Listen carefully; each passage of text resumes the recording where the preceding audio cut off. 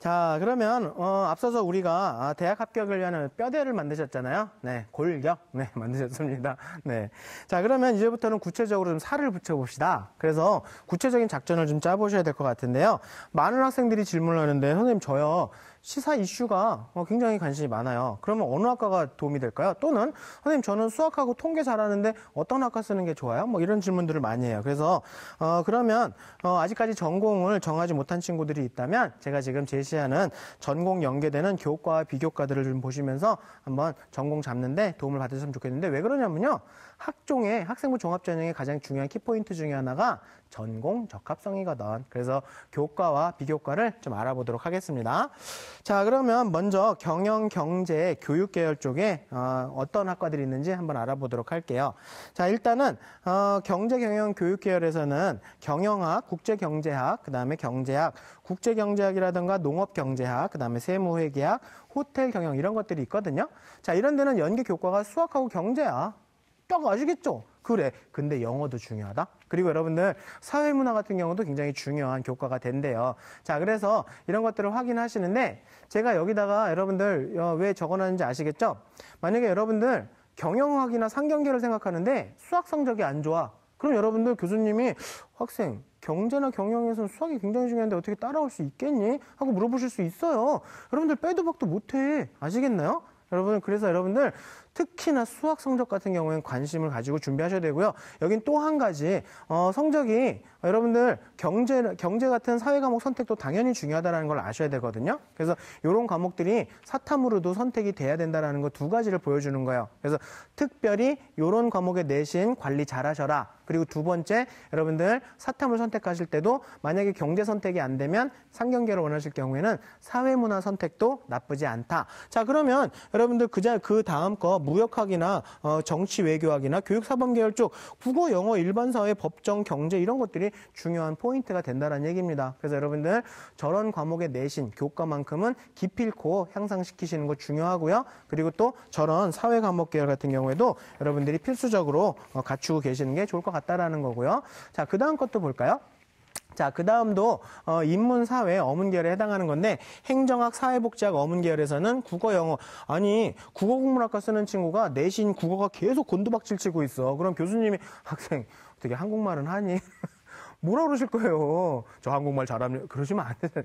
그러니까 여러분들 국어 내신만이라도 기필코 상승시키시라는 얘기입니다. 우리 아직 기회가 있습니다. 3학년 1학기 중간 기말이 남아 있어요. 아직 포기하실 때가 아니라는 거죠. 그래서 이런 내신만큼은 기필코 올리시고, 탐구 같은 경우도 이런 과목들이 도움이 된다라는 거니까 참고하시면 되고요. 참 친절하고 좋은 자를 만드셨어요. 자, 그러면 자연계도 좀 가볼까요? 자연계 같은 경우에는 의학, 의치한 쪽, 그 다음에 수의학과 약학이 있고요.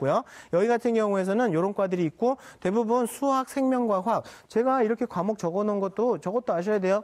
적혀져 있는 순서대로가 중요한 순서다라는 것도 아셔야 돼요. 아시겠죠? 자, 그래서 그런 것들 중요한 포인트. 그 다음에 전자, 화학, 생명, 기계, 교육 일부에서는 화생공, 신소재, IT 정보 보안들, 수학, 화학, 물리, 그리고 정보와 컴퓨터 같은 경우, 이런 경우에도 중요한 역할을 할 수 있는 그런 과목이다라는 거 아시면 될 것 같아요. 그리고 전국에 있는 과학기술원 같은 경우에도 이런 과목이 상당히 중요한 역할을 한다라는 거 알아두시면 좋을 것 같고요.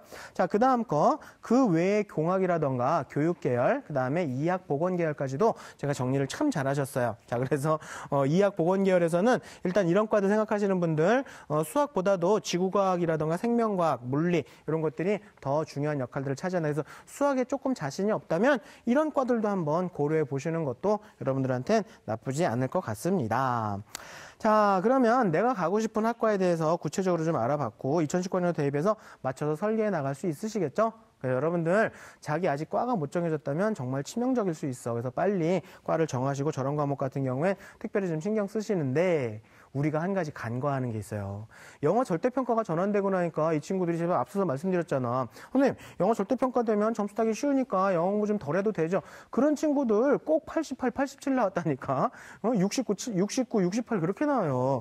여러분들 그렇게 하시면 안 돼요. 그래서 영어 절대평가에 대해서 다시 한번 우리가 좀 짚어 넘어보고 갈 게 있는데, 자, 영어 절대평가 보시면요. 지금 올해 고3에 있는 학생들이 많이 좀 망쳤었나 봐. 그게 뭐냐면 이게 지금 상대평가 점수였고요. 지금 고3들 작년 6월 모평에서 1등급이 8%밖에 안 나왔어요. 근데 9월 모평에서는 5% 정도 나왔거든요. 근데 수능에서는 10% 나왔다?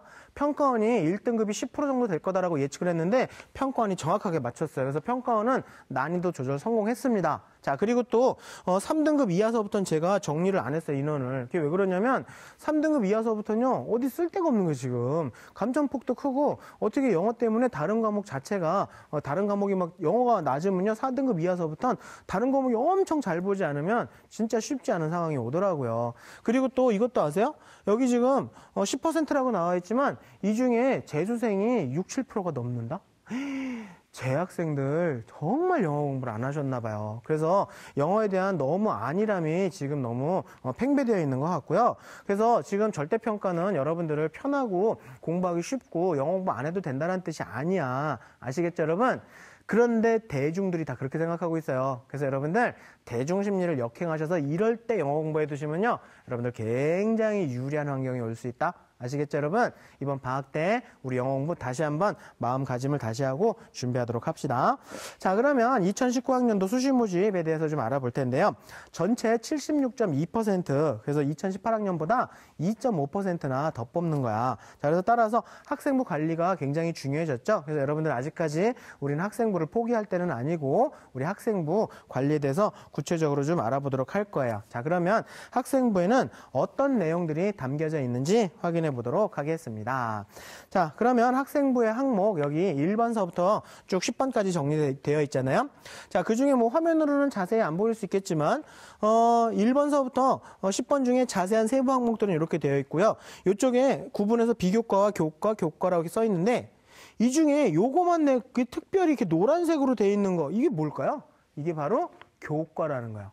쉽게 말하면 내신 등급. 아, 요걸 가지고 정량평가를 하는 거구나. 아시겠나요? 그럼 나머지 거는 다 비교과, 쉽게 말씀드리면 스펙 이렇게 얘기를 하는 거예요. 자, 근데 이 스펙 중에서 화면에 색깔이 좀 안 보일 수 있는데요. 4번 수상경력, 그 다음에 6번 진로희망사항, 그 다음에 7번에 자율활동, 동아리활동, 그 다음에 세부능력 및 특기사항, 그 다음에 독서활동, 그 다음에 행동특성 및 종합의견은 특별히 더 중요한 거예요. 아시겠나요? 자, 그런 거는 특별히 여러분들이 더 잘 알아두셔야 되는 건데 그런 것들은 이 비교과라서 정성적인 평가를 할 때 많이 쓰이는 거지만 이런 것들은 심지어는요 어쩔 때는 정량평가화 될 수도 있다는 것만 알아두시면 돼요. 그만큼 중요한 비교과다라는 거 알아두시면 되니까 여러분들 지금 3학년 거 이제 올라가시기 전에 2학년 거 잘 정리가 되어 있는지 다시 한번 확인해 보시고요. 자, 그러면 전국 대학교와 그다음에 주요 11개 대학에 대한 2019학년도 전형별 모집 인원을 좀 알아보도록 할게요. 자, 전국에 있는 모든 대학교를 보시면요. 교과가 제일 많다? 그러니까 내신이 안 되면 쓸 수 없는 교과 전형이 제일 많아요. 야, 그럼 교과 전형이 이렇게 많이 뽑으니 나는 수시는 다 텄네라는 생각하시면, 텄네? 네. 나 수시는 못 쓰겠네. 그런 생각하시면 안 되죠. 여러분들, 이건 전국에 있는 모든 대학교예요. 우리, 이런 대학 갈 거 아닌가? 네? 11개, 주요 11개 대학을 목표로 공부하실, 아니, 지금 311일이 남았는데, 왜 그런 생각을 하세요? 우리 상위권 대학 가고 싶잖아. 자, 근데 여러분들, 이런 대학은요, 내신 때문에 안 되는 전형은요, 10% 정도밖에 없어요. 아시겠나요? 내신이 좀 부족해도 뽑아주는 학종과 정시와 논술이 훨씬 더 많이 뽑는다라는 거. 학생부 종합전형은 거의 40%를 육박하고 있어요, 여러분들. 그러니까 여러분들, 자기가 내신이 좀 부족해도 아직은 우리가 수시를 버릴 때가 아니다. 그리고 여러분들 논술도 많이 뽑아요, 꽤 많이. 그러니까 여러분들 이런 걸 확인하시면서 제가 이어서 2019학년도 상위권 대학의 선발 비율을 좀 보여드릴 거예요. 그래서 전형별로 좀 자세히 보시면요, 이 비율은 뭐냐면요. 국공립대학교 이상을 말씀드리는 거예요. 그래서 서울에서도 서울 인서울 내에서도 좀 의미 있는 그런 대학들 이상을 보여드리는 건데 보시면 학생부 교과 전형은요 13%밖에 없어요. 그래서 내신이 안 돼서 쓸 수 없는 전형은 이거밖에 없고요. 내신이 부족해도 쓸 수 있는 전형이 이렇게 많다고. 학생부 종합 전형이 28%나 되고요. 그 다음에 논술과 적성이 18%나 되고 특기자 전형도 8%나 있어요. 물론 이거는 특목 자사고 친구들이 많이 쓰는 거긴 하지만 근데 정시도 32%나 있어요. 여러분들 정시가 줄어들었다는 거 맞긴 맞지만요. 여러분들 정시가 또 하나의 기회가 될 수 있어요. 지금 정시 상담하는 거 보면 수시로 많은 친구들이 빠져나가기 때문에 실제로 정시를 쓸 친구들도 많지는 않아요. 그리고 시험을 망친 친구들도 아예 준비를 안 하고 있었기 때문에. 그래서 여러분들 정시도 또 하나의 기회가 될 수 있는 건데 제가 여러분들 수시나 정시 중에 갈 수 있다 그렇게 해서 준비하라는 뜻이 아니고요. 수시랑 정시는 같이 가는 게 맞다. 아시겠나요? 수시도 준비하시는 게 맞고 정시까지 생각하시면서 가는 게 당연히 맞는 거다. 조금 힘드시겠지만 그렇게 가는 게 정답이다. 아시겠죠, 여러분? 자, 그러면 구체적으로 주요 대학에서 몇 명의 인원을 선발하고 어떤 절차를 거쳐서 선발하는지 한번 확인해 보도록 하겠습니다. 제가 이 표에서 보시면요, 전국에 198개 대학교를 다 보시면요, 역시나 학생부 교과 전형이 40%가 넘어요. 그리고 학종은 23.6%, 그다음에 논술은 매개 5.1%밖에 안 되고요. 특기자는 8.3%, 그다음에 정신 22.7%밖에 안 되는데. 이게 바로 통계의 착시 현상이라니까? 여러분들, 우리 여기서부터 가기로 했잖아. 그쵸, 여러분? 그냥 그렇다고 하세요. 네, 여기서부터 가기로 했잖아. 그치? 그래서 우리 조금 상위권 대학을 가고 싶은 친구들, 내신이 조금 부족해도 갈 수 있는 학생부 종합전형 대세라는 거 빨간색 보이시죠? 대세예요. 자, 그 다음에 논술도 상당히 많이 뽑고 있고요. 정시도 상당히 많이 뽑아. 근데 학생부 교과 전형은 내신의 정량적인 평가를 좀 많이 하기 때문에 솔직히 내신이 부족한 친구들은 불리해요. 하지만 학생부 종합전형은 정성평가서부터 시작을 하거든요. 그래서 여러분들 아까 제가 앞서 말씀드린 학생기록부의 어떤 비교과적인 것들도 먼저 보고 시작을 하고요. 그 다음에 논술 같은 경우는 논술 답안이 중요하죠. 그리고 수능 최저를 확보했는지도 상당히 중요한 요소이기 때문에 여러분들 내신이 조금 부족한 친구들 이런 것들 준비할 수 있다는 걸 제가 적극적으로 추천해 드리는 겁니다. 자, 그러면 각 전형별 특징과 어떤 학생들이 많이 쓰는지 유형을 좀 자세히 알아보도록 할 거예요. 자, 그래서 학생부 교과 전형 같은 경우에는 내신 좋은 친구들이 쓰는 게 맞지? 내신은 아주 좋고 비교과는 그냥 학교생활 충실한 정도의 뭐 화려한 스펙 필요 없고 왜냐하면 내신이 좋으니까. 그래서 제가 내신이 좋다고 하는 기준선은 한 1.9등급 이내 정도라고 말씀을 드리는 거예요. 그래서 이 친구들은 내신파 애들이 막 떠들고 막 그래도 그냥 죽어라고 공부만 하는 애들 있잖아. 그렇죠? 그런 친구들은 학생부 이렇게 해서 학생부 교과 전형으로 내신파가 맞고요. 그다음에 그렇지 못한 친구들 같은 경우에는 학생부 종합 전형 융복합 주도적으로 준비한 친구 연구파 이런 애들이 있어요. 자, 근데 융복합파는 어떤 친구들이냐면 다양한 비교과 문이과를 막 통섭회까지 가면서 학교생활 열심히 한 친구들 있잖아. 막 화학실험반에 가도 나오고 막 방송반에 가도 나오고 심지어는 막 교장실에도 앉아 있는 애들. 그런 아이들은 융복합적으로 준비했다는 농담이야. 교장선생님한테 가지 마세요. 자, 그래서 이렇게 융복합적으로 준비한 친구들도 있고요. 그 다음에 주도적으로 리더십을 보여준 친구들 있잖아요. 리더십을 통해서 단체를 주도했다라는 게 쉬운 걸로 말씀드리면 여러분들 중에 뭐 팀 프로젝트라든가 조별과제 같은 거 하잖아. 근데 그런 거 하는데 대부분 딴 친구들이 막 자기 학원 있다고 가고 막 엄마 아빠랑 약속 있다고 가고 막 울면서 혼자 했잖아요. 여러분들 그런 거 나중에 자기소개서에 다 교수님한테 일러 바치세요. 교수님이 너희들한테 리더십 점수 주실 수 있대. 아시겠죠? 그런 리더십을 갖춘 친구들, 그 다음에 이런 동아리나 창체 활동하면서 여러분들 K무크나 UP 같은 대학 과정 좀 어려운 거 그런 거 학생부에는 등재가 안 되지만 대부분 일반고에서는 잘 등재가 안 되지만 자기소개서에는 기재 불가 항목이 아니거든요. 그래서 이런 심화학습을 한 친구들도 큰 도움이 될 것 같고요.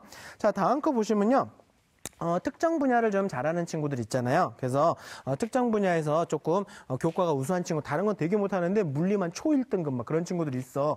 자, 그 다음에 수학, 과학, 어학 등에서 특별한 능력이 있는 친구들. 근데 보시면 아시겠지만 재능파와 특기파는 조금 특목고, 자사고 친구들이 많이 쓰는 전형. 네, 좋습니다. 자, 그리고 자격 충족파로 있어서 자기가 만약에 이런 자격이 된다면 이런 것도 지원해 보실 수 있어요. 근데 이런 특별한 자격이 되는 친구들은 이런 걸 보면 선생님 선발 인원이 너무 적은데요. 너무 위험한 얘들아, 이런 자격이 되는 친구들도요 많지가 않아요. 그래서 실제로 경쟁률이 그다지 높지는 않아. 그러니까 선발 인원 적다고 너무 괴로워하진 마세요. 자, 그 다음 거 보시면요, 논술과 적성과 정시 전형 같은 것들이 있는데요. 이런 건 특별한 자격 요건이 필요치 않아. 그냥 누구나 쓸 수 있는 거예요. 학업 능력이 더 중요한 거니까 본인의 학업 능력이 된다면 꾸준히 준비만 했다면 이런 것들 시험 보실 수 있는 거니까. 그래서 제가 보기엔 논술이나 적성 같은 경우엔 고3 때 준비하셔도 늦지는 않는 건데 논술은 조금만 좀 빨리 준비하셨으면 좋겠다. 그래서 2학년 요번 겨울방학 때서부터는 하시는 게 괜찮을 것 같아요. 자, 그러면 구체적인 2019학년도 대입 전략에 대해서 살펴보도록 하겠습니다. 자, 대입 전략이라고 하는 건요, 좀 다양하게 준비하는 게 맞아. 혹시 이거 보시는 예비 고1, 그 다음에 예비 고2도 있다면 어릴 때부터는요, 좀 다양하게 준비하셔야 돼요. 교과형으로 내신 관리도 하셔야 되고요. 종합으로 비교과도 관리하셔야 되고요. 대학별고사도 신경 쓰셔야 되고요. 수능까지도 아까 맨 처음 보셨잖아요. 수능 최저 학부율이 굉장히 낮은 거. 근데 학년이 올라가면서는요, 점점 줄이셔야 돼요. 내가 교과로 갈지 종합으로 갈지를 결정하실 때가 된 거예요. 자, 근데 우리 2학년 친구들, 지금 여러분들은 교과로 갈지 종합으로 갈지 대학별고사로 보고 갈지 이 셋 중에 결정하셔야 돼요. 근데 여기서 조심하셔야 될 거, 6개 다 똑같은 거 쓰시면 상당히 데인저러스한 시츄에이션이 된다. 제형 어려운가요? 네, 그러니까 그렇게 하는 거 아니야. 어떻게 하시는 거냐면요, 주력 전형 4개와 보완 전형 2개. 그래서 내신이 제일 좋은 친구들은 학생부 교과 전형 4개와 종합 전형 2개. 그 다음 내신인 친구들은 종합 전형 4개와 교과 전형 2개. 이런 식으로 4개와 2개. 이런 전략으로 하시는 거고, 내신이 많이 안 좋아서 여러분들 종합 전형 못 쓰겠다 하시더라도 대학별고사 4개와 종합 전형 한 2개 정도 이렇게 하시면 되는 거고요. 그 다음에 수능은 당연히 계속 따라가셔야 된다는 것만 아시면 될 것 같습니다. 자, 그러면 대입의 학생부 종합 전형에서 평가 방식은 어떤지도 한번 확인해 보도록 할게요. 자, 표를 보시면서 자세히 설명드리겠습니다. 자, 1번, 2번, 3번은요, 여러분들을 이제 만날지 말지를 결정하시는 거예요. 그래서 교수님들이 1번, 2번, 3번을 처음에 많이 보는 거고요. 그 다음에 4번, 5번, 6번 종합의견과 독서, 진로 활동을 보시면서 여러분들과 면접을 진행한다라는 거 아시면 되는데, 특히나 이거 잘 들어두셔야 돼요. 독서에서 여러분들한테 면접하실 때 독서는요, 여러분들한테 책의 줄거리를 물어보지 않아요. 여러분들의 책 읽은 동기를 많이 물어보신다는 거. 그래서 그 동기는 학업적인 측면에서의 동기, 그다음에 진로 설정 측면에서의 동기. 이 두 가지 동기 중에 하나 명확하게 해두시면 되는 거고요. 7번, 8번, 9번은 결격 사유. 결격만 아니면 문제가 없으신 거죠. 자, 그러므로 학생부 종합전형이 원하는 학생들은 학업 능력이 우수했으면 참 좋겠대요. 근데 이게 내신으로 표현이 되지만 내신이 안 좋은 친구들도 많이 합격하는 건데요. 어떤 친구들이 있냐면 세부 능력 및 특기사항에 우수성이 써 있거나, 또는 수상 경력이 좀 있거나, 아니면 수상 경력이 부족하면 참여라도 열심히 한 친구들, 그리고 주도적으로 학습 소모임 같은 거 열심히 한 친구들은 학업 능력으로 보신대요. 그래서 내신이 조금 부족해도 뽑아주실 수 있다라고 하고요. 특히나 방과후 수업 열심히 참여한 친구들, 얘들아 방과후 수업 열심히 하셔야 돼요. 방학 때. 그게 여러분들의 어떤 정량적으로도 점수가 될 수도 있다는 것도 알아두시면 되고요. 진로와 관련된 일관성이 있는 친구들, 그래서 학업 능력과 동아리 세특에 어떤 일관성 있게 진로가 보였으면 좋겠고, 그 다음에 명확한 진로를 가진 친구들, 제가 처음에 말씀드렸잖아요.